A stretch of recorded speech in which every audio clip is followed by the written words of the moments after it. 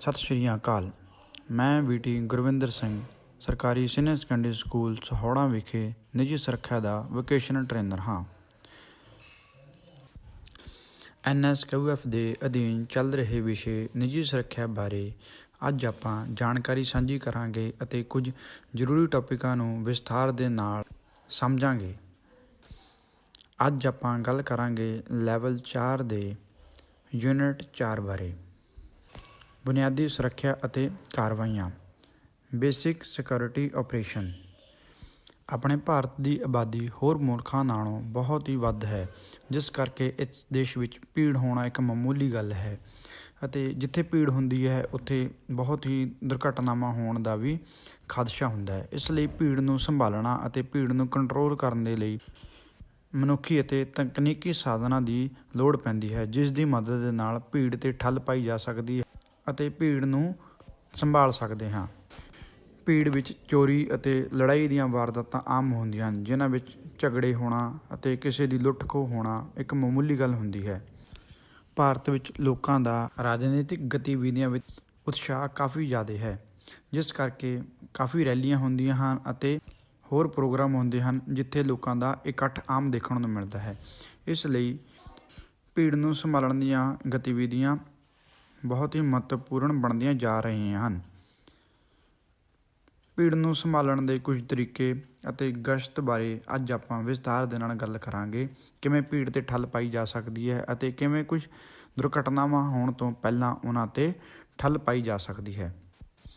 ਚੋਰੀ ਦੀਆਂ ਵਾਰਦਾਤਾਂ ਅਤੇ ਰਾਜਨੀਤਿਕ ਗਤੀਵਿਧੀਆਂ ਦੇ ਵੱਧ ਜਾਣ ਕਰਕੇ ਗਸ਼ਤ ਅਤੇ ਭੀੜ ਨੂੰ ਸੰਭਾਲਣ ਵਾਲੀਆਂ ਕਾਰਵਾਈਆਂ ਦਿਨ ਬ ਦਿਨ ਮਹੱਤਵਪੂਰਨ ਬਣਦੀਆਂ ਜਾ ਰਹੀਆਂ ਹਨ।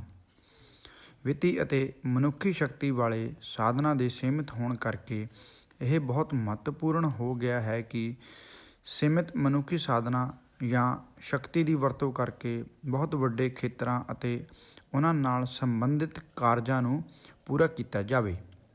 ਇਹ ਕਾਰਜਾਂ ਨੂੰ ਪੂਰਾ ਕਰਨ ਦੇ ਲਈ ਨਿੱਜੀ ਸੁਰੱਖਿਆ ਅਧਿਕਾਰੀ ਦੀ ਮਦਦ ਲਿੱਤੀ ਜਾਂਦੀ ਹੈ। ਨਿੱਜੀ ਸੁਰੱਖਿਆ ਅਧਿਕਾਰੀ ਗਸ਼ਤ ਦਾ ਸਹਾਰਾ ਲੈ ਕੇ ਭੀੜ ਨੂੰ ਕਾਬੂ ਕਰਨ ਦੇ ਵਿੱਚ ਮਦਦਗਾਰ ਸਾਬਤ ਹੁੰਦਾ ਹੈ। ਅੱਜ ਆਪਾਂ ਗੱਲ ਕਰਾਂਗੇ ਗਸ਼ਤ ਕੀ ਹੁੰਦੀ ਹੈ, ਗਸ਼ਤ ਦੇ ਕੀ ਉਦੇਸ਼ ਹੁੰਦੇ ਹਨ, ਗਸ਼ਤ ਕਿੰਨੇ ਪ੍ਰਕਾਰ ਦੀ ਹੁੰਦੀ ਹੈ।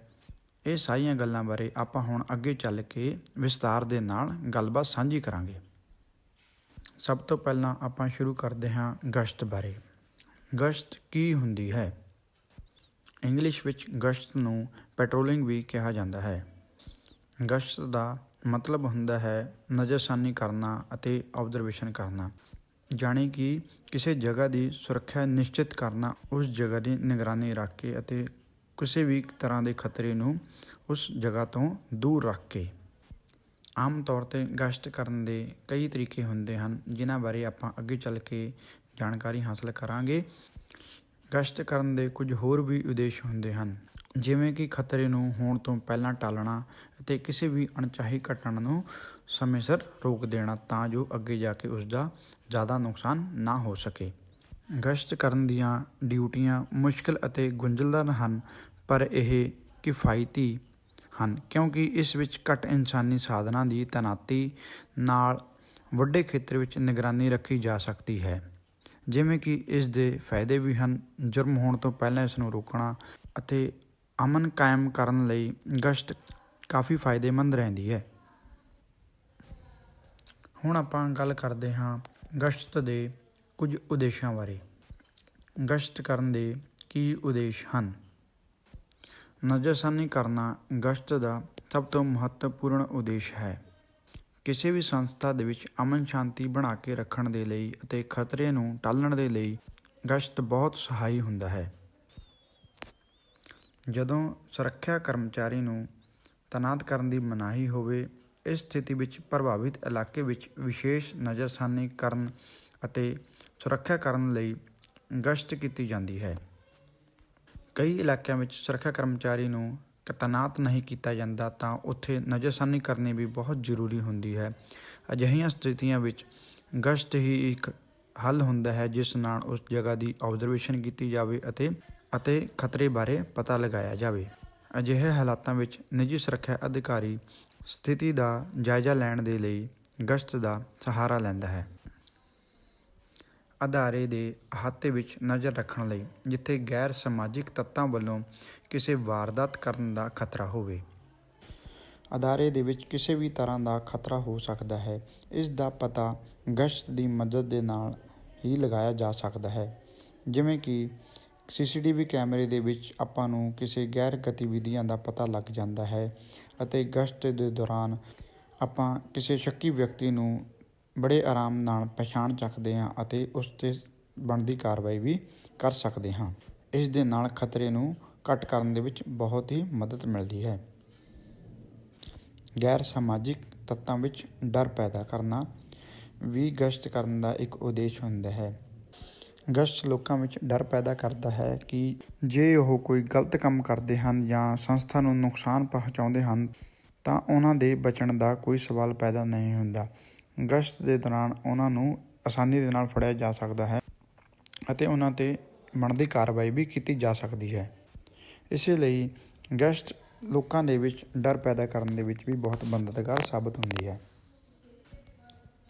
ਗਸ਼ਤ ਵਾਲੀ ਪਾਰਟੀ ਹੰਗਾਮੀ ਹਾਲਤ ਵੇਲੇ ਢੁਕਵੀਂ ਪ੍ਰਤੀਕਿਰਿਆ ਜਾਂ ਸਥਿਤੀ ਅਨੁਸਾਰ ਐਕਸ਼ਨ ਲੈ ਸਕਦੀ ਹੈ।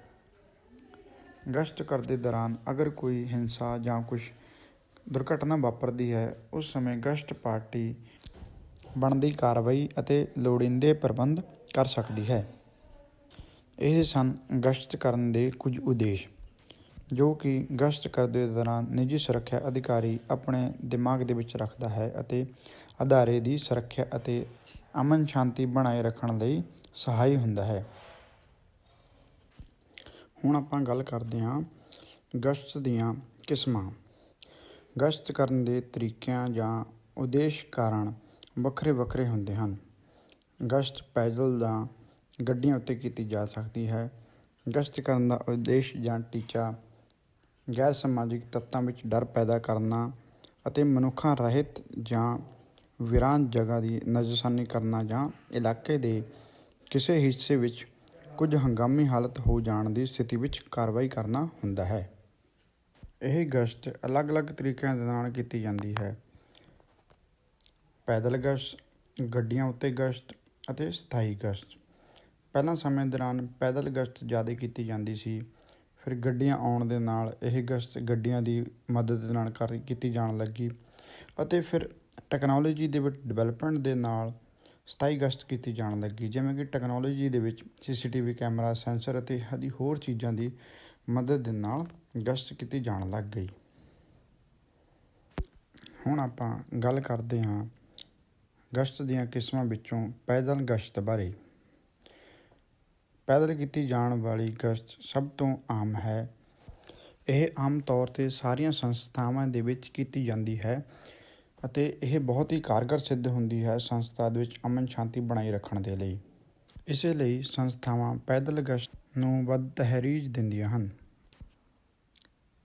ਗਸ਼ਤ ਵਾਲਾ ਇਲਾਕਾ ਛੋਟਾ ਹੋਵੇ ਜਾਂ ਮਨਾਹੀ ਵਾਲਾ ਹੋਵੇ, ਗੱਡੀ ਅਤੇ ਬਿਜਲਈ ਨਜ਼ਰਸਾਨੀ ਲਈ ਸੰਭਵ ਨਾ ਹੋਵੇ, ਵੱਡੀਆਂ ਦੁਕਾਨਾਂ, ਸ਼ਾਪਿੰਗ ਮਾਲ, ਪਾਰਕਾਂ ਜਾਂ ਭੀੜ ਵਾਲੀਆਂ ਮਾਰਕੀਟਾਂ ਅਤੇ ਗਲੀਆਂ ਵਿੱਚ ਪੈਦਲ ਗਸ਼ਤ ਕੀਤੀ ਜਾਂਦੀ ਹੈ।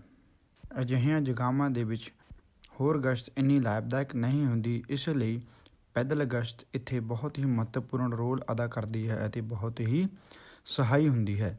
ਜਿੱਥੇ ਗੱਡੀ ਦਾ ਜਾਣਾ ਸੰਭਵ ਨਾ ਹੋਵੇ ਉੱਥੇ ਵੀ ਪੈਦਲ ਗਸ਼ਤ ਕੀਤੀ ਜਾਂਦੀ ਹੈ। ਪੈਦਲ ਗਸ਼ਤ ਕਰਨ ਵਾਲੇ ਸੁਰੱਖਿਆ ਕਰਮਚਾਰੀਆਂ ਨੂੰ ਸਾਵਧਾਨ ਰਹਿਣਾ ਪੈਂਦਾ ਹੈ ਅਤੇ ਉਹ ਸਾਰੀਆਂ ਹੀ ਸਹੂਲਤਾਂ ਦੀ ਵਰਤੋਂ ਕਰਦੇ ਹਨ ਕਿਉਂਕਿ ਗਸ਼ਤ ਹੌਲੀ-ਹੌਲੀ ਕੀਤੀ ਜਾਂਦੀ ਹੈ ਤਾਂ ਜੋ ਵਾਰਦਾਤ ਹੋਣ ਤੋਂ ਰੋਕਿਆ ਜਾਵੇ ਅਤੇ ਸਥਿਤੀ ਨੂੰ ਦੇਖ ਕੇ ਕੋਈ ਢੁਕਵਾਂ ਹੱਲ ਲੱਭਿਆ ਜਾਵੇ ਜਿਸ ਨਾਲ ਸਥਿਤੀ ਨੂੰ ਆਪਣੇ ਕੰਟਰੋਲ ਦੇ ਵਿੱਚ ਲੈ ਸਕੇ। ਪੈਦਲ ਗਸ਼ਤ ਦੇ ਕੁਝ ਲਾਭ ਅਤੇ ਕੁਝ ਹਾਨੀਆਂ ਵੀ ਹਨ ਜਿਨ੍ਹਾਂ ਬਾਰੇ ਆਪਾਂ ਹੁਣ ਗੱਲ ਕਰਦੇ ਹਾਂ। ਜਿਵੇਂ ਕਿ ਆਪ ਨੂੰ ਪਤਾ ਹੈ ਪੈਦਲ ਗਸ਼ਤ ਹੋਰ ਸਾਧਨਾਂ ਨਾਲੋਂ ਬਹੁਤ ਹੀ ਜ਼ਿਆਦਾ ਸਸਤੀ ਹੁੰਦੀ ਹੈ। ਇਹ ਇਲਾਕੇ ਦੀਆਂ ਜ਼ਰੂਰਤਾਂ ਨੂੰ ਧਿਆਨ ਰੱਖਣ ਵਾਲੀ ਵੀ ਹੁੰਦੀ ਹੈ। ਤੰਗ ਗਲੀਆਂ ਅਤੇ ਪੌੜੀਆਂ ਵਰਗੇ ਮਨਾਹੀ ਵਾਲੇ ਸਥਾਨਾਂ ਦੀ ਸੁਰੱਖਿਆ ਲਈ ਵੀ ਇਹ ਬਹੁਤ ਮਦਦਗਾਰ ਸਾਬਿਤ ਹੁੰਦੀ ਹੈ। ਪੈਦਲ ਗਸ਼ਤ ਕਰਦੇ ਹੋਏ ਲੋਕਾਂ ਨਾਲ ਸੰਪਰਕ ਬਣਾਇਆ ਜਾਂਦਾ ਹੈ ਅਤੇ ਇਸ ਨਾਲ ਜ਼ਿਆਦਾ ਸੰਪਰਕ ਪੈਦਾ ਕਰਨ ਦੇ ਮੌਕੇ ਮਿਲਦੇ ਹਨ। ਗਸ਼ਤ ਕਰਨ ਸਮੇਂ ਉਸ ਇਲਾਕੇ ਦੇ ਵਿਅਕਤੀਆਂ ਦੇ ਤਜਰਬੇ ਨਾਲ ਸੂਚਨਾ ਪ੍ਰਾਪਤ ਕਰਨ ਦੇ ਜ਼ਿਆਦਾ ਸਰੋਤ ਲੱਭੇ ਜਾਂਦੇ ਹਨ। ਭਾਵ ਸਥਾਨਕ ਲੋਕਾਂ ਦੀ ਮਦਦ ਨਾਲ ਅਪਰਾਧੀਆਂ ਬਾਰੇ ਕਾਫੀ ਮਦਦ ਮਿਲ ਸਕਦੀ ਹੈ। ਇਹ ਸਨ ਪੈਦਲ ਗਸ਼ਤ ਦੇ ਕੁਝ ਲਾਭ ਵਾਲੇ ਪੱਖ ਅਤੇ ਹੁਣ ਆਪਾਂ ਗੱਲ ਕਰਦੇ ਹਾਂ ਪੈਦਲ ਗਸ਼ਤ ਦੇ ਹਾਨੀਆਂ ਬਾਰੇ। ਪੈਦਲ ਗਸ਼ਤ ਦੀ ਗਤੀਸ਼ੀਲਤਾ ਘੱਟ ਹੈ ਅਤੇ ਉਹਨਾਂ ਵੱਲੋਂ ਗਸ਼ਤ ਕਰਨ ਵਾਲਾ ਇਲਾਕਾ ਜਾਂ ਖੇਤਰ ਬਹੁਤ ਥੋੜ੍ਹਾ ਹੁੰਦਾ ਹੈ। ਜਿਵੇਂ ਕਿ ਇਸ ਦੇ ਵਿੱਚ ਕਿਸੇ ਗੱਡੀ ਜਾਂ ਕਿਸੇ ਹੋਰ ਸਾਧਨ ਦੀ ਵਰਤੋਂ ਨਹੀਂ ਹੁੰਦੀ, ਇਸ ਲਈ ਬਹੁਤ ਹੀ ਘੱਟ ਖੇਤਰ ਨੂੰ ਕਵਰ ਕੀਤਾ ਜਾਂਦਾ ਹੈ। ਦਿੱਤੇ ਹੋਏ ਖੇਤਰ ਦੀ ਸਾਰੀ ਗਸ਼ਤ ਕਰਨ ਲਈ ਜ਼ਿਆਦਾ ਸਮਾਂ ਲੱਗਦਾ ਹੈ। ਜੇਕਰ ਆਪਾਂ ਪੈਦਲ ਚੱਲ ਕੇ ਕਿਸੇ ਏਰੀਏ ਦੀ ਗਸ਼ਤ ਕਰਦੇ ਹਾਂ ਜਾਂ ਨਿਗਰਾਨੀ ਕਰਦੇ ਹਾਂ ਤਾਂ ਉਸ ਦੇ ਲਈ ਬਹੁਤ ਜ਼ਿਆਦਾ ਸਮਾਂ ਲੱਗਦਾ ਹੈ, ਕਿਉਂਕਿ ਇਸ ਦੇ ਵਿੱਚ ਆਪਾਂ ਨੇ ਹੌਲੀ ਹੌਲੀ ਚੱਲ ਕੇ ਏਰੀਏ ਦੀ ਛਾਣਬੀਣ ਕਰਨੀ ਹੁੰਦੀ ਹੈ। ਖਰਾਬ ਮੌਸਮ ਜਿਵੇਂ ਕਿ ਬਰਫ਼ਬਾਰੀ ਅਤੇ ਵਰਖਾ ਗਸ਼ਤ ਦੀ ਸ਼ਮਤਾ ਨੂੰ ਵੀ ਪ੍ਰਭਾਵਿਤ ਕਰਦਾ ਹੈ। ਕਈ ਇਲਾਕਿਆਂ ਵਿੱਚ ਜਿੱਥੇ ਬਹੁਤ ਹੀ ਜ਼ਿਆਦਾ ਬਾਰਿਸ਼ਾਂ ਹੁੰਦੀਆਂ ਹਨ, ਉੱਥੇ ਪੈਦਲ ਗਸ਼ਤ ਕਰਨ ਦੇ ਵਿੱਚ ਬਹੁਤ ਹੀ ਦਿੱਕਤ ਆਉਂਦੀ ਹੈ ਅਤੇ ਕਾਫੀ ਮੁਸ਼ਕਲਾਂ ਦਾ ਸਾਹਮਣਾ ਕਰਨਾ ਪੈਂਦਾ ਹੈ। ਇਸ ਦੇ ਨਾਲ ਗਸ਼ਤ ਕਰਨ ਦਾ ਸਮਾਂ ਕਾਫੀ ਪ੍ਰਭਾਵਿਤ ਹੁੰਦਾ ਹੈ। ਗਸ਼ਤ ਕਰਦੇ ਦੌਰਾਨ ਕੁਝ ਜ਼ਰੂਰੀ ਸਮਾਨ ਅਤੇ ਦਸਤਾਵੇਜ਼ ਹੁੰਦੇ ਹਨ ਜੋ ਨਿੱਜੀ ਸੁਰੱਖਿਆ ਅਧਿਕਾਰੀ ਨੇ ਆਪਣੇ ਨਾਲ ਲੈ ਕੇ ਜਾਣੇ ਹੁੰਦੇ ਹਨ। ਪੈਦਲ ਗਸ਼ਤ ਕਰਨ ਦੌਰਾਨ ਇਹਨਾਂ ਸਮਾਨ ਚੱਕਣ ਦੀ ਸਮਰੱਥਾ ਘੱਟ ਜਾਂਦੀ ਹੈ ਅਤੇ ਕੁਝ ਲੋੜੀਂਦਾ ਸਮਾਨ ਵੀ ਰਹਿ ਜਾਂਦਾ ਹੈ, ਜਿਸ ਦੇ ਲਈ ਕਰਮਚਾਰੀ ਨੂੰ ਸਾਰਾ ਸਮਾਨ ਚੱਕਣ ਦੇ ਵਿੱਚ ਕਾਫੀ ਪਰੇਸ਼ਾਨੀਆਂ ਦਾ ਸਾਹਮਣਾ ਕਰਨਾ ਪੈ ਸਕਦਾ ਹੈ। ਇਹ ਸਨ ਪੈਦਲ ਗਸ਼ਤ ਦੀਆਂ ਕੁਝ ਹਾਨੀਆਂ। ਜਿਵੇਂ ਕਿ ਆਪਾਂ ਨੇ ਪੜ੍ਹਿਆ, ਪੈਦਲ ਗਸ਼ਤ ਦੇ ਕੁਝ ਲਾਭ ਵੀ ਹਨ ਅਤੇ ਕੁਝ ਹਾਨੀਆਂ ਵੀ ਹਨ, ਪਰ ਫਿਰ ਵੀ ਪੈਦਲ ਗਸ਼ਤ ਇੱਕ ਸੰਸਥਾ ਜਾਂ ਕਿਸੇ ਅਦਾਰੇ ਦੇ ਵਿੱਚ ਅਮਨ ਸ਼ਾਂਤੀ ਬਣਾਏ ਰੱਖਣ ਦੇ ਲਈ ਬਹੁਤ ਹੀ ਕਾਰਗਰ ਸਾਬਿਤ ਹੁੰਦੀ ਹੈ ਅਤੇ ਕਿਸੇ ਦੁਰਘਟਨਾਵਾਂ ਨੂੰ ਹੋਣ ਤੋਂ ਪਹਿਲਾਂ ਹੀ ਕੰਟਰੋਲ ਵਿੱਚ ਕਰ ਲੈਂਦੀ ਹੈ। ਹੁਣ ਅੱਗੇ ਆਪਾਂ ਗੱਲ ਕਰਦੇ ਹਾਂ ਗੱਡੀਆਂ ਨਾਲ ਕੀਤੀ ਜਾਣ ਵਾਲੀ ਗਸ਼ਤ। ਗਸ਼ਤ ਦੇ ਉਦੇਸ਼ ਦੇ ਨਾਲ ਗਸ਼ਤ ਕਰਨ ਦੇ ਤਰੀਕਿਆਂ ਨੂੰ ਵੀ ਬਦਲਿਆ ਜਾਂਦਾ ਹੈ। ਜਦੋਂ ਆਪਣਾ ਗਸ਼ਤ ਕਰਨ ਦਾ ਉਦੇਸ਼ ਵੱਡੇ ਖੇਤਰ ਨੂੰ ਕਵਰ ਕਰਨਾ ਹੁੰਦਾ ਹੈ ਤਾਂ ਉੱਥੇ ਗੱਡੀਆਂ ਦੀ ਮਦਦ ਦੇ ਨਾਲ ਵੱਡੇ ਖੇਤਰ 'ਤੇ ਨਜ਼ਰਸਾਨੀ ਕੀਤੀ ਜਾ ਸਕਦੀ ਹੈ ਅਤੇ ਖਤਰਿਆਂ ਦਾ ਪਤਾ ਲਗਾਇਆ ਜਾ ਸਕਦਾ ਹੈ। ਗੱਡੀਆਂ ਦੀ ਵਰਤੋਂ ਕਰਨ ਨਾਲ ਸੁਰੱਖਿਆ ਕਰਮਚਾਰੀ ਨੂੰ ਕਾਫੀ ਵੱਡੇ ਇਲਾਕੇ ਵਿੱਚ ਗਸ਼ਤ ਕਰਨ ਵਿੱਚ ਮਦਦ ਮਿਲਦੀ ਹੈ। ਡਰਾਈਵਰ ਥੋੜ੍ਹੇ ਸਮੇਂ ਵਿੱਚ ਹੀ ਆਲੇ ਦੁਆਲੇ ਤੱਕ ਘੁੰਮ ਜਾਂਦਾ ਹੈ ਅਤੇ ਆਪਣਾ ਧਿਆਨ ਸੜਕ 'ਤੇ ਕੇਂਦਰਿਤ ਰੱਖਦਾ ਹੈ। ਇਸ ਵਿੱਚ ਕਈ ਵਾਰ ਕਿਸੇ ਹੋਰ ਵਿਅਕਤੀ ਦੀ ਵੀ ਲੋੜ ਪੈ ਜਾਂਦੀ ਹੈ ਜੋ ਕਿ ਗਸ਼ਤ ਸਮੇਂ ਵਾਹਨ ਉੱਤੇ ਬੈਠ ਕੇ ਉਸ ਦੀ ਮਦਦ ਕਰੇ। ਅਜਿਹੇ ਹਾਲਾਤਾਂ ਵਿੱਚ ਦੋ ਵਿਅਕਤੀਆਂ ਦੀ ਗਸ਼ਤ ਪਾਰਟੀ ਬਣਾਈ ਜਾਂਦੀ ਹੈ, ਜਿਸ ਵਿੱਚ ਇੱਕ ਵਿਅਕਤੀ ਗੱਡੀ ਵਿੱਚ ਬੈਠਦਾ ਹੈ ਅਤੇ ਦੂਜਾ ਵਿਅਕਤੀ ਸਥਿਤੀ ਦਾ ਜਾਇਜ਼ਾ ਲੈ ਕੇ ਆਉਂਦਾ ਹੈ। ਪੈਦਲ ਗਸ਼ਤ ਵਾਂਗ ਗੱਡੀਆਂ ਕਰਨ ਵਾਲੀ ਗਸ਼ਤ ਦੇ ਵੀ ਕੁਝ ਨੁਕਸਾਨ ਅਤੇ ਕੁਝ ਲਾਭ ਹਨ। ਹੁਣ ਆਪਾਂ ਗੱਲ ਕਰਦੇ ਹਾਂ ਗੱਡੀਆਂ ਵਾਲੀ ਗਸ਼ਤ ਦੇ ਲਾਭਾਂ ਬਾਰੇ। ਜਿਵੇਂ ਕਿ ਆਪਾਂ ਸਭ ਜਾਣਦੇ ਹਾਂ, ਗੱਡੀਆਂ 'ਤੇ ਕੀਤੀ ਜਾਣ ਵਾਲੀ ਗਸ਼ਤ ਕਾਫੀ ਵੱਡੇ ਖੇਤਰ ਨੂੰ ਕਵਰ ਕਰਨ ਵਿੱਚ ਬਹੁਤ ਹੀ ਸਹਾਈ ਹੁੰਦੀ ਹੈ। ਇਸ ਦੇ ਨਾਲ ਬਹੁਤ ਹੀ ਘੱਟ ਸਮਾਂ ਲੱਗਦਾ ਹੈ ਅਤੇ ਕਾਫੀ ਵੱਡਾ ਖੇਤਰ ਵੀ ਕਵਰ ਹੋ ਜਾਂਦਾ ਹੈ। ਪੈਦਲ ਗਸ਼ਤ ਵਿੱਚ ਬਹੁਤ ਹੀ ਘੱਟ ਏਰੀਆ ਕਵਰ ਹੁੰਦਾ ਹੈ, ਜੋ ਕਿ ਪੈਦਲ ਗਸ਼ਤ ਦਾ ਨੁਕਸਾਨ ਹੈ ਅਤੇ ਇਹ ਗੱਡੀਆਂ ਵਾਲੀ ਗਸ਼ਤ ਦਾ ਲਾਭ ਹੈ। ਪੈਦਲ ਗਸ਼ਤ ਦੇ ਨੁਕਸਾਨ ਦੇ ਵਿੱਚ ਆਪਾਂ ਨੇ ਇੱਕ ਚੀਜ਼ ਹੋਰ ਵੀ ਡਿਸਕਸ ਕੀਤੀ ਸੀ। ਪੈਦਲ ਗਸ਼ਤ ਦੇ ਵਿੱਚ ਗਸ਼ਤ ਵਾਲਾ ਸਮਾਨ ਲੈ ਕੇ ਜਾਣ ਦੇ ਵਿੱਚ ਕਾਫੀ ਪਰੇਸ਼ਾਨੀਆਂ ਦਾ ਸਾਹਮਣਾ ਕਰਨਾ ਪੈਂਦਾ ਹੈ। ਗੱਡੀਆਂ ਵਾਲੀ ਗਸ਼ਤ ਵਿੱਚ ਅਜਿਹੀ ਕਿਸੇ ਪਰੇਸ਼ਾਨੀ ਦਾ ਸਾਹਮਣਾ ਕਰਨ ਦੀ ਲੋੜ ਨਹੀਂ ਹੈ, ਕਿਉਂਕਿ ਗੱਡੀ ਵਿੱਚ ਕਾਫੀ ਜਗ੍ਹਾ ਹੁੰਦੀ ਹੈ ਅਤੇ ਸੁਰੱਖਿਆ ਕਰਮਚਾਰੀ ਸਾਰਾ ਲੋੜੀਂਦਾ ਸਮਾਨ ਆਪਣੇ ਨਾਲ ਆਸਾਨੀ ਨਾਲ ਲੈ ਕੇ ਜਾ ਸਕਦਾ ਹੈ। ਗੱਡੀਆਂ ਵਾਲੀ ਗਸ਼ਤ 'ਤੇ ਮੌਸਮ ਦਾ ਵੀ ਕੋਈ ਪ੍ਰਭਾਵ ਨਹੀਂ ਪੈਂਦਾ। ਬਾਰਿਸ਼ ਅਤੇ ਬਰਫ਼ਬਾਰੀ ਗੱਡੀਆਂ ਵਾਲੀ ਗਸ਼ਤ ਨੂੰ ਰੋਕਣ ਵਿੱਚ ਅਸਹਾਈ ਹੁੰਦੀ ਹੈ। ਇਸੇ ਲਈ ਗੱਡੀਆਂ ਵਾਲੀ ਗਸ਼ਤ ਖਰਾਬ ਮੌਸਮ ਵਿੱਚ ਗਸ਼ਤ ਕਰਨ ਦੇ ਲਈ ਵੀ ਬਹੁਤ ਮਦਦਗਾਰ ਸਿੱਧ ਹੁੰਦੀ ਹੈ। ਫਾਇਦੇ ਦੇ ਨਾਲ ਨਾਲ ਗੱਡੀਆਂ ਵਾਲੀ ਗਸ਼ਤ ਦੇ ਕੁਝ ਨੁਕਸਾਨ ਵੀ ਹਨ, ਜਿਵੇਂ ਕਿ ਗੱਡੀਆਂ ਵਾਲੀ ਗਸ਼ਤ ਦੇ ਲਈ ਗਸ਼ਤ ਪਾਰਟੀ ਕੋਲ ਗੱਡੀ ਵੀ ਹੋਣੀ ਚਾਹੀਦੀ ਹੈ। ਇਸ ਦੌਰਾਨ ਗਸ਼ਤ ਪਾਰਟੀ ਨੂੰ ਗੱਡੀਆਂ ਚਾਲੂ ਰੱਖਣ ਲਈ ਉਸ ਦੀ ਸਮੇਂ ਸਿਰ ਸਰਵਿਸ ਕਰਵਾਉਣੀ ਪੈਂਦੀ ਹੈ, ਜਿਸ 'ਤੇ ਕਾਫੀ ਖਰਚਾ ਆਉਂਦਾ ਹੈ ਅਤੇ ਇਹ ਸੁਰੱਖਿਆ ਅਧਿਕਾਰੀਆਂ ਦੇ ਉੱਪਰ ਇੱਕ ਵਾਧੂ ਜ਼ਿੰਮੇਵਾਰੀ ਵੀ ਹੁੰਦੀ ਹੈ। ਇਹ ਗਸ਼ਤ ਸਿਰਫ ਉਹਨਾਂ ਇਲਾਕਿਆਂ ਵਿੱਚ ਹੀ ਕੀਤੀ ਜਾ ਸਕਦੀ ਹੈ ਜਿੱਥੇ ਗੱਡੀਆਂ ਜਾ ਸਕਦੀਆਂ ਹੋਣ, ਭਾਵ ਇਹ ਗਸ਼ਤ ਜ਼ਰੂਰੀ ਹੈ ਕਿ ਵਧੀਆ ਸੜਕ ਹੋਵੇ ਅਤੇ ਗੱਡੀਆਂ ਨੂੰ ਕਿਸੇ ਤਰ੍ਹਾਂ ਦੀ ਕੋਈ ਰੁਕਾਵਟ ਦਾ ਸਾਹਮਣਾ ਨਾ ਕਰਨਾ ਪਵੇ। ਲਾਭ ਅਤੇ ਹਾਨੀਆਂ ਦੇ ਨਾਲ ਨਾਲ ਗੱਡੀਆਂ ਵਾਲੀ ਗਸ਼ਤ ਸੰਸਥਾ ਦੇ ਵਿੱਚ ਅਮਨ ਸ਼ਾਂਤੀ ਬਣਾਏ ਰੱਖਣ ਲਈ ਕਾਫੀ ਮਦਦਗਾਰ ਸਾਬਿਤ ਹੁੰਦੀ ਹੈ ਅਤੇ ਆਪਣੇ ਉਦੇਸ਼ਾਂ ਨੂੰ ਪੂਰਾ ਕਰਦੀ ਹੈ। ਹੁਣ ਆਪਾਂ ਗੱਲ ਕਰਦੇ ਹਾਂ ਸਥਾਈ ਗਸ਼ਤ ਬਾਰੇ। ਟੈਕਨੋਲੋਜੀ ਦੇ ਵਿੱਚ ਡਿਵੈਲਪਮੈਂਟ ਦੇ ਨਾਲ ਇਸ ਗਸ਼ਤ ਦਾ ਨਿਰਮਾਣ ਹੋਇਆ ਹੈ।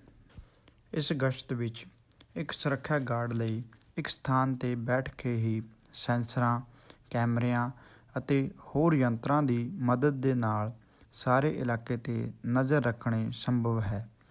ਆਮ ਤੌਰ 'ਤੇ ਇਸ ਵਿੱਚ ਕੋਈ ਵੀ ਵਿਅਕਤੀ ਸੰਬੰਧਿਤ ਇਲਾਕੇ ਵਿੱਚ ਘੁੰਮਦਾ ਫਿਰਦਾ ਨਹੀਂ ਹੈ।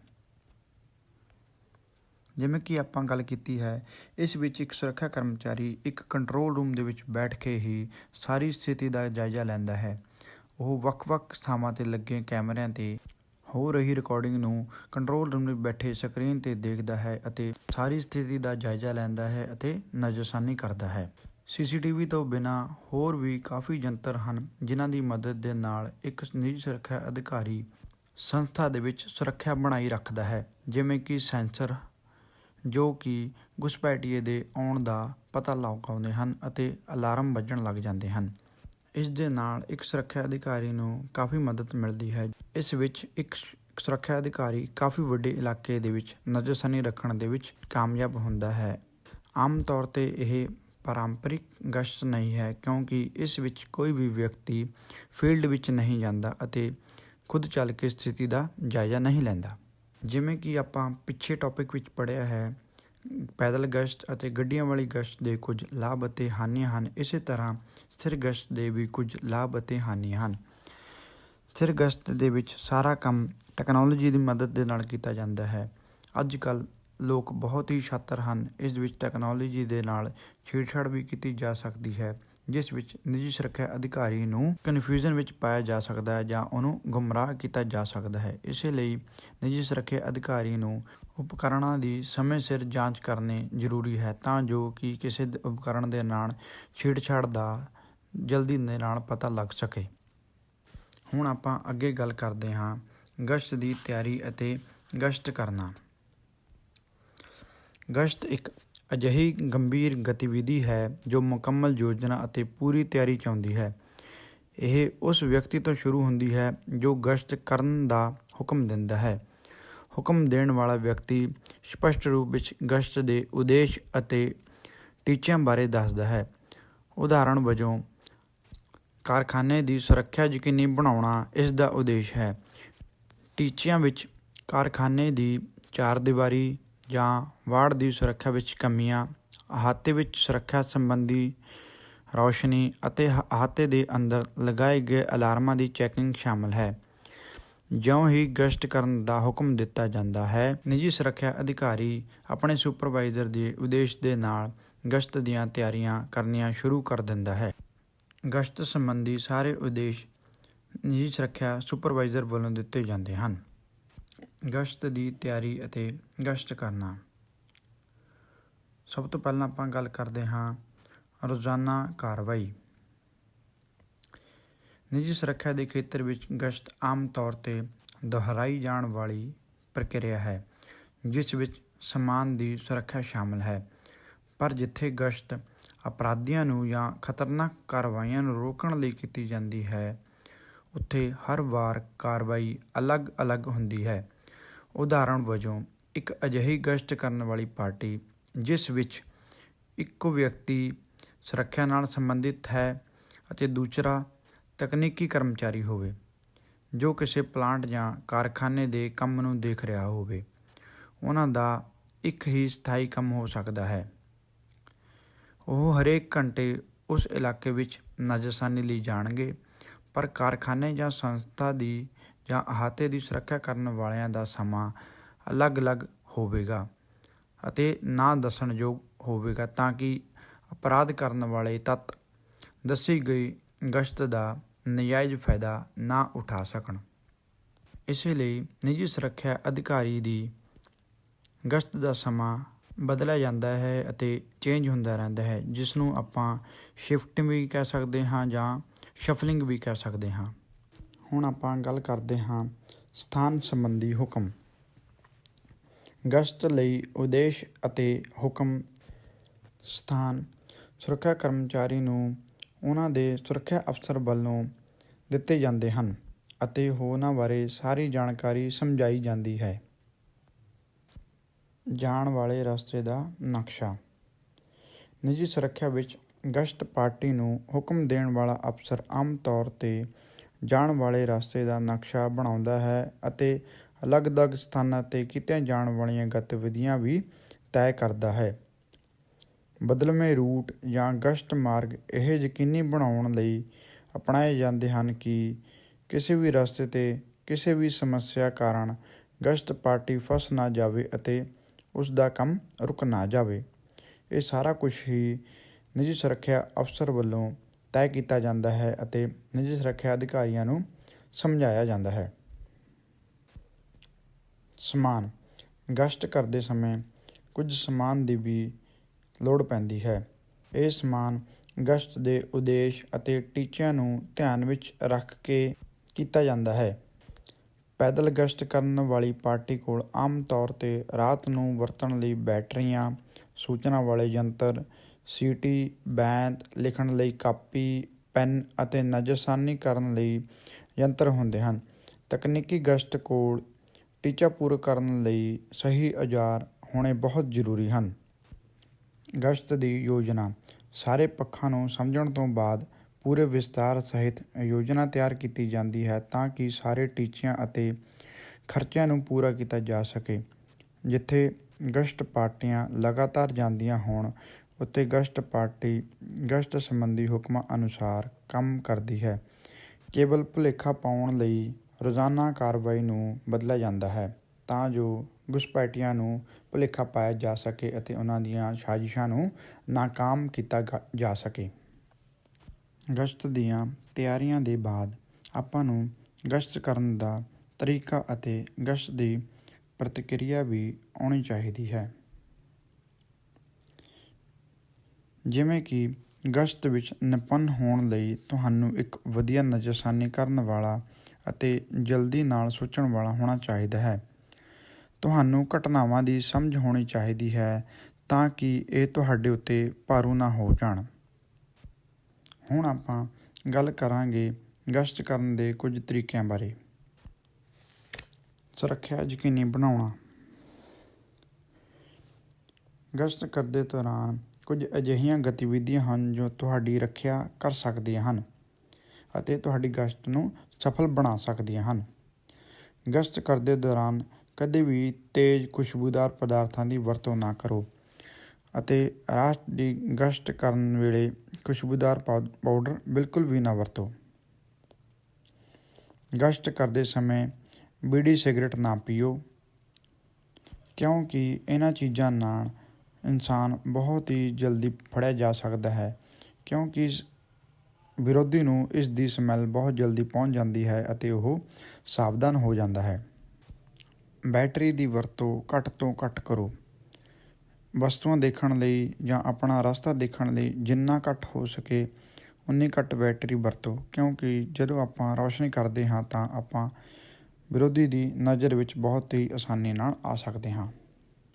ਇਹ ਸਨ ਕੁਝ ਸਾਵਧਾਨੀਆਂ ਜੋ ਆਪਾਂ ਨੂੰ ਗਸ਼ਤ ਕਰਦੇ ਦੌਰਾਨ ਧਿਆਨ ਵਿੱਚ ਰੱਖਣੀਆਂ ਹੁੰਦੀਆਂ ਹਨ। ਹੁਣ ਆਪਾਂ ਗੱਲ ਕਰਦੇ ਹਾਂ ਗਸ਼ਤ ਦੇ ਕੁਝ ਹੋਰ ਤਰੀਕੇ ਬਾਰੇ। ਰੋਕਣ ਦੀ ਸਮਰੱਥਾ। ਮੌਕੇ 'ਤੇ ਹਾਜ਼ਰ ਰਹਿਣ ਦਾ ਅਰਥ ਹੈ ਅਪਰਾਧ ਨੂੰ ਰੋਕਣਾ। ਇਸ ਲਈ ਮੌਕੇ 'ਤੇ ਹਾਜ਼ਰ ਰਹੋ।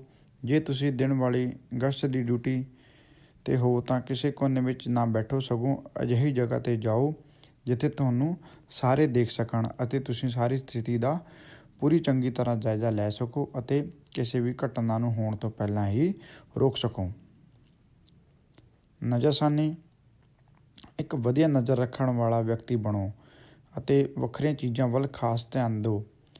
ਜਿਵੇਂ ਕਿ ਇੱਕ ਬੁਰਕੇ ਦੇ ਵਿੱਚ ਬਹੁਤ ਹੀ ਲੰਬਾ ਵਿਅਕਤੀ ਜਿਸ ਦੀ ਚਾਲ ਆਦਮੀਆਂ ਵਰਗੀ ਹੈ, ਤਾਂ ਤੁਸੀਂ ਉਸ ਨੂੰ ਝੱਟ ਨਾਲ ਰੋਕੋ, ਧਿਆਨ ਦਿਓ ਅਤੇ ਉਸ ਦੀ ਜਾਂਚ ਪੜਤਾਲ ਕਰੋ।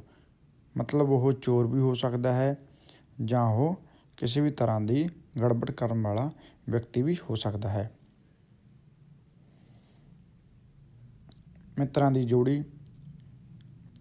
ਸੁਰੱਖਿਆ, ਰਾਖੀ ਅਤੇ ਆਸਾਨ ਤਰੀਕੇ ਲਈ ਗਸ਼ਤ ਕਰਨ ਵਾਲੀਆਂ ਗਤੀਵਿਧੀਆਂ ਮਿੱਤਰਾਂ ਦੀ ਜੋੜੀ ਜਾਂ ਦੂਜਿਆਂ ਨੂੰ ਚੰਗੀ ਤਰ੍ਹਾਂ ਜਾਣੇ ਵਾਲੇ ਵਿਅਕਤੀਆਂ ਦੀ ਟੋਲੀ ਵਿੱਚ ਕਰਨੀ ਚਾਹੀਦੀ ਹੈ, ਕਿਉਂਕਿ ਇਸ ਦੌਰਾਨ ਟੀਮ ਦੇ ਵਿੱਚ ਵਿਅਕਤੀ ਆਪਸ ਦੇ ਵਿੱਚ ਇੱਕ ਦੂਜੇ ਦੀ ਰੱਖਿਆ ਕਰਨ ਦੇ ਵਿੱਚ ਬਹੁਤ ਮਦਦਗਾਰ ਸਾਬਤ ਹੁੰਦੇ ਹਨ।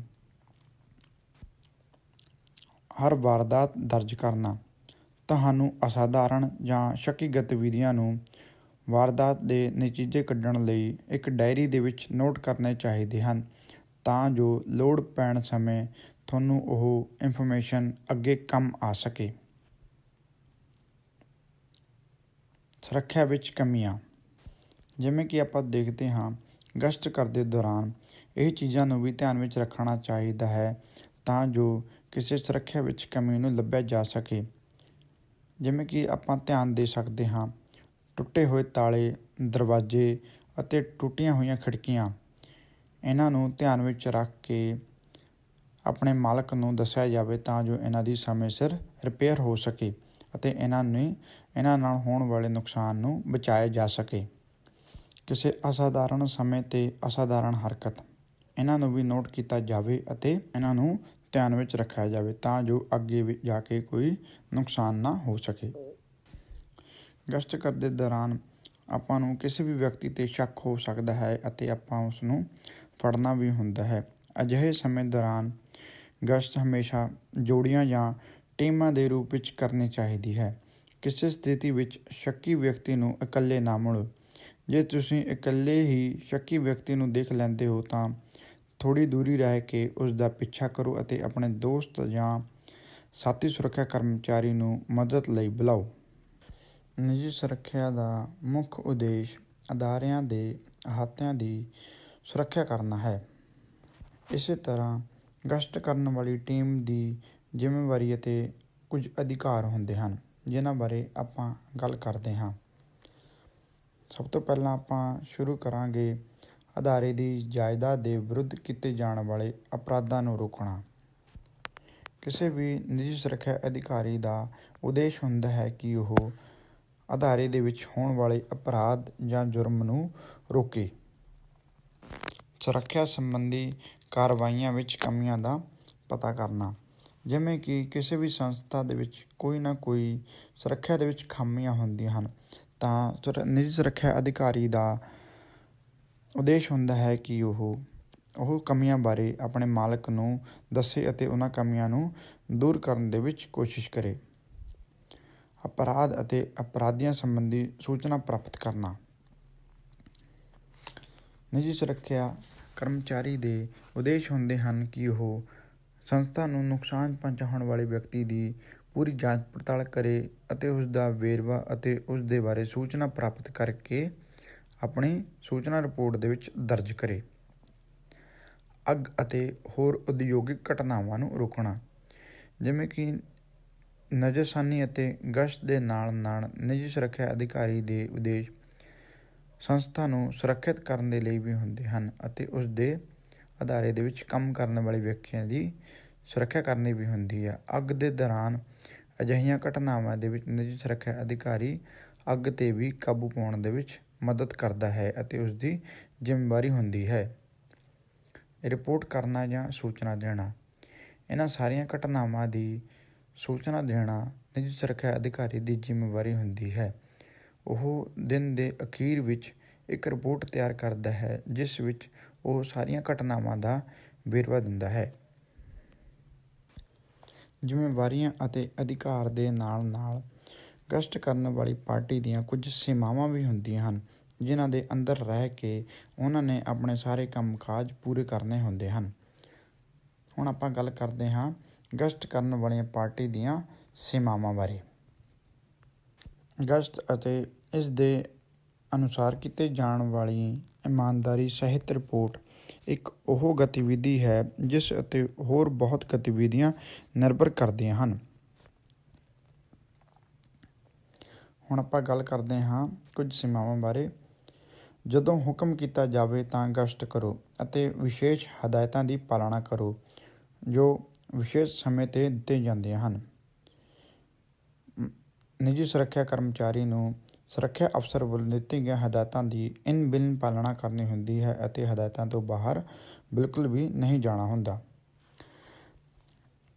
ਗਸ਼ਤ ਸਮੇਂ ਸ਼ਰਾਬ ਜਾਂ ਹੋਰ ਨਸ਼ੀਲੀਆਂ ਵਸਤਾਂ ਦਾ ਸੇਵਨ ਨਾ ਕਰੋ ਅਤੇ ਗਸ਼ਤ ਸਮੇਂ ਨਾ ਸੌਂਵੋ ਕਿਉਂਕਿ ਗਸ਼ਤ ਦੌਰਾਨ ਵਿਅਕਤੀ ਨੂੰ ਚੌਕੰਨਾ ਰਹਿਣਾ ਹੁੰਦਾ ਹੈ ਅਤੇ ਸਥਿਤੀ ਦਾ ਜਾਇਜ਼ਾ ਲੈਣਾ ਹੁੰਦਾ ਹੈ।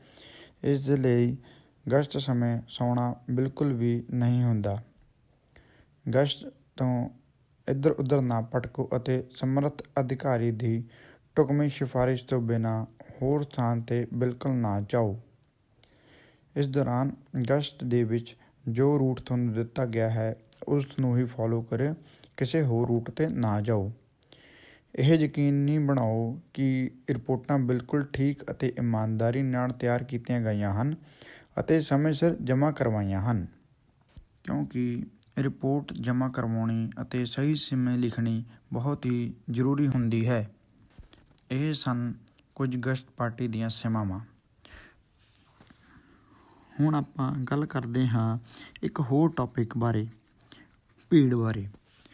ਗਸ਼ਤ ਕਰਦੇ ਦੌਰਾਨ ਗਸ਼ਤ ਪਾਰਟੀਆਂ ਨੂੰ ਭੀੜ ਦਾ ਮਿਲਣਾ ਬਹੁਤ ਹੀ ਆਮ ਗੱਲ ਹੁੰਦੀ ਹੈ ਅਤੇ ਗਸ਼ਤ ਪਾਰਟੀ ਨੂੰ ਭੀੜ ਨੂੰ ਕਾਬੂ ਕਰਨਾ, ਉਸ ਨਾਲ ਗੱਲਬਾਤ ਕਰਨਾ ਅਤੇ ਉਸ ਨੂੰ ਸੰਭਾਲਣ ਬਾਰੇ ਵੀ ਸਾਰੀ ਜਾਣਕਾਰੀ ਹੋਣੀ ਚਾਹੀਦੀ ਹੈ।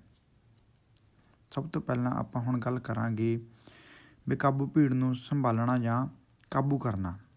ਆਮ ਤੌਰ 'ਤੇ ਭੀੜ ਕਈ ਪ੍ਰਕਾਰ ਦੀ ਹੁੰਦੀ ਹੈ ਜਿਵੇਂ ਕਿ ਦਰਸ਼ਕ, ਸਥਾਈ ਜੋ ਰੋਜ਼ ਆਉਂਦੇ ਹਨ, ਅਸਥਾਈ ਜੋ ਕਦੇ-ਕਦੇ ਆਉਂਦੇ ਹਨ, ਤਮਾਸ਼ਾ ਦੇਖਣ ਵਾਲੀ ਭੀੜ, ਪ੍ਰਗਟਾਵਾ ਕਰਨ ਵਾਲੀ ਭੀੜ। ਇਹ ਕੁਝ ਭਾਗ ਹਨ ਭੀੜ ਦੇ। ਹੁਣ ਆਪਾਂ ਗੱਲ ਕਰਾਂਗੇ ਬੇਕਾਬੂ ਭੀੜ ਨੂੰ ਸੰਭਾਲਣ ਜਾਂ ਕਾਬੂ ਕਰਨਾ। ਸਭ ਤੋਂ ਪਹਿਲਾਂ ਸਿਖਾਇਆ ਜਾਂਦਾ ਹੈ ਕਿ ਕਿਸੇ ਵੀ ਪਾਸੇ ਦਾ ਪੱਖ ਨਾ ਲਓ। ਭੀੜ ਦੇ ਵਿੱਚ ਦੋ ਪਾਸੇ ਹੁੰਦੇ ਹਨ, ਦੋਵੇਂ ਧਿਰਾਂ ਨੂੰ ਸੁਣੋ ਅਤੇ ਦੋਵੇਂ ਧਿਰਾਂ ਦੀ ਕਿਸੇ ਦੀ ਵੀ ਸਾਈਡ ਨਾ ਲਵੋ। ਸੁਰੱਖਿਆ ਕਰਮਚਾਰੀਆਂ ਦਾ ਉਦੇਸ਼ ਜਾਂ ਟੀਚਾ ਭੀੜ ਨੂੰ ਕੰਟਰੋਲ ਕਰਨਾ ਹੈ ਅਤੇ ਅਮਨ ਅਤੇ ਕਾਨੂੰਨ ਨੂੰ ਬਣਾਈ ਰੱਖਣਾ ਹੈ। ਇਸੇ ਤਰ੍ਹਾਂ ਉਹ ਕਿਸੇ ਵੀ ਪਾਰਟੀ ਦਾ ਪੱਖ ਨਹੀਂ ਲੈਂਦਾ। ਸ਼ਾਂਤ ਰਹੋ। ਵਿਰੋਧ ਪ੍ਰਗਟ ਕਰਨ ਵਾਲੀ ਭੀੜ ਅਕਸਰ ਸੁਰੱਖਿਆ ਕਰਮਚਾਰੀਆਂ ਦਾ ਮਜ਼ਾਕ ਉਡਾਉਂਦੀ ਹੈ। ਅਜਿਹੇ ਸਮੇਂ ਬਿਲਕੁਲ ਨਾ ਭਟਕੋ, ਸ਼ਾਂਤ ਰਹੋ ਅਤੇ ਆਪਣੇ ਆਪ ਨੂੰ ਉਹਨਾਂ 'ਤੇ ਹਾਵੀ ਨਾ ਹੋਣ ਦਿਓ। ਕਾਨੂੰਨਾਂ ਦੀ ਵਰਤੋਂ ਕਰੋ। ਸੁਰੱਖਿਆ ਕਰਮਚਾਰੀਆਂ ਨੂੰ ਨਿਯਮਾਂ ਅਤੇ ਕਾਨੂੰਨਾਂ ਦਾ ਪੂਰਾ ਗਿਆਨ ਹੋਣਾ ਚਾਹੀਦਾ ਹੈ ਅਤੇ ਇਹਨਾਂ ਦੀ ਉਲੰਘਣਾ ਕਰਨ ਵਾਲਿਆਂ ਨੂੰ ਸ਼ਾਂਤੀ ਨਾਲ ਅਲੱਗ-ਅਲੱਗ ਕਰ ਦਿਓ। ਜ਼ਰੂਰਤ ਪੈਣ 'ਤੇ ਪੁਲਿਸ ਦੀ ਵੀ ਮਦਦ ਲਓ। ਸਹਿਯੋਗ। ਸੁਰੱਖਿਆ ਕਰਮਚਾਰੀ ਨੇਤਾਵਾਂ ਦੀ ਮਦਦ ਲੈ ਸਕਦੇ ਹਨ ਜੋ ਭੀੜ ਨੂੰ ਕੰਟਰੋਲ ਕਰਦੇ ਹਨ। ਜੇ ਆਪਾਂ ਨੇਤਾਵਾਂ ਦੀ ਮਦਦ ਲੈਂਦੇ ਹਾਂ ਤਾਂ ਇਸ ਨਾਲ ਬਹੁਤ ਹੀ ਆਸਾਨੀ ਨਾਲ ਭੀੜ 'ਤੇ ਕਾਬੂ ਪਾ ਸਕਦੇ ਹਾਂ। ਇਹ ਸਨ ਭੀੜ ਨਾਲ ਨਜਿੱਠਣ ਦੇ ਕੁਝ ਤਰੀਕੇ। ਅਤੇ ਹੁਣ ਆਪਾਂ ਗੱਲ ਕਰਦੇ ਹਾਂ ਭੀੜ ਨੂੰ ਕਾਬੂ ਕਰਨ ਦੇ ਕੁਝ ਤਰੀਕੇ। ਜਿਵੇਂ ਕਿ ਆਪਾਂ ਨੇ ਹੁਣੇ ਡਿਸਕਸ ਕੀਤਾ ਹੈ ਕਿ ਭੀੜ ਨੂੰ ਚਲਾਉਣ ਦੇ ਲਈ ਨੇਤਾ ਹੁੰਦੇ ਹਨ ਅਤੇ ਆਪਾਂ ਉਹਨਾਂ ਦੇ ਨੇਤਾ ਦੇ ਸਹਿਯੋਗ ਦੇ ਨਾਲ ਭੀੜ 'ਤੇ ਆਸਾਨੀ ਦੇ ਨਾਲ ਕਾਬੂ ਪਾ ਸਕਦੇ ਹਾਂ। ਇਸ ਦੇ ਨਾਲ ਨੇਤਾਵਾਂ ਨੂੰ ਪਰੇ ਹਟਾ ਦਿਓ ਜਾਂ ਭੀੜ ਨੂੰ ਦੂਰ ਲੈ ਜਾਓ। ਅਗਰ ਆਪਾਂ ਨੇਤਾ ਅਤੇ ਭੀੜ ਦੋਵਾਂ ਧਿਰਾਂ ਨੂੰ ਵੱਖ-ਵੱਖ ਕਰ ਦਿੰਦੇ ਹਾਂ ਤਾਂ ਇਹ ਆਪਣੇ ਲਈ ਬਹੁਤ ਕਾਰਗਰ ਸਿੱਧ ਹੁੰਦਾ ਹੈ ਅਤੇ ਭੀੜ ਨੂੰ ਸ਼ਾਂਤ ਕਰਨ ਦੇ ਲਈ ਵੀ ਸਹਾਈ ਹੁੰਦਾ ਹੈ। ਨੇਤਾ ਦੀ ਵਰਤੋਂ ਕਰੋ। ਨੇਤਾ ਦੇ ਸਹਿਯੋਗ ਦੇ ਨਾਲ ਭੀੜ ਨੂੰ ਠੱਲ ਪਾਉਣ ਦੇ ਵਿੱਚ ਵੀ ਕਾਮਯਾਬੀ ਮਿਲਦੀ ਹੈ। ਭੀੜ ਨੂੰ ਅਲੱਗ-ਅਲੱਗ ਭਾਗਾਂ ਜਾਂ ਟੁਕੜਿਆਂ ਵਿੱਚ ਵੰਡ ਦਿਓ। ਜਦੋਂ ਭੀੜ ਇਕੱਠੀ ਹੁੰਦੀ ਹੈ ਤਾਂ ਉਹ ਮੁਜ਼ਾਹਰੇ ਵੀ ਕਰਦੀ ਹੈ ਅਤੇ ਰੌਲਾ ਵੀ ਪਾਉਂਦੀ ਹੈ ਅਤੇ ਭਗਦੜ ਵੀ ਕਰਦੀ ਹੈ। ਅਗਰ ਆਪਾਂ ਉਹਨਾਂ ਨੂੰ ਅਲੱਗ-ਅਲੱਗ ਭਾਗਾਂ ਵਿੱਚ ਵੰਡ ਦਿੰਦੇ ਹਾਂ ਤਾਂ ਉਹ ਸ਼ਾਂਤ ਹੋ ਜਾਂਦੀ ਹੈ। ਧਿਆਨ ਹੋਰ ਪਾਸੇ ਕਰ ਦੇਣਾ। ਲੋਕਾਂ ਨੂੰ ਤਿੱਤਰ-ਬਿੱਤਰ ਹੋ ਜਾਣ ਅਤੇ ਘਰ ਚਲੇ ਜਾਣ ਲਈ ਕਹਿਣ ਵਿੱਚ ਜਨਤਕ ਸੰਬੋਧਨ ਸਿਸਟਮ ਕਾਫੀ ਮਦਦਗਾਰ ਸਾਬਤ ਹੁੰਦਾ ਹੈ। ਭੀੜ ਦਾ ਧਿਆਨ ਨੇਤਾਵਾਂ ਜਾਂ ਭੀੜ ਵਾਲੇ ਲੋਕਾਂ ਦੀਆਂ ਭੜਕਾਊ ਤਰੀਕਿਆਂ ਤੋਂ ਪਰਾਂ ਕਰਨ ਲਈ ਇਸ ਦੀ ਵਰਤੋਂ ਕੀਤੀ ਜਾਂਦੀ ਹੈ। ਮੁੱਖ ਮੁੱਦਿਆਂ 'ਤੇ ਧਿਆਨ ਕੇਂਦਰਿਤ ਨਾ ਕਰਨ ਦੇਣਾ।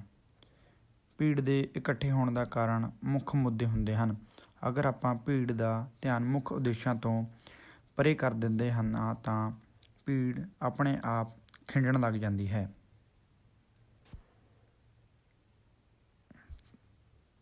ਧੰਨਵਾਦ।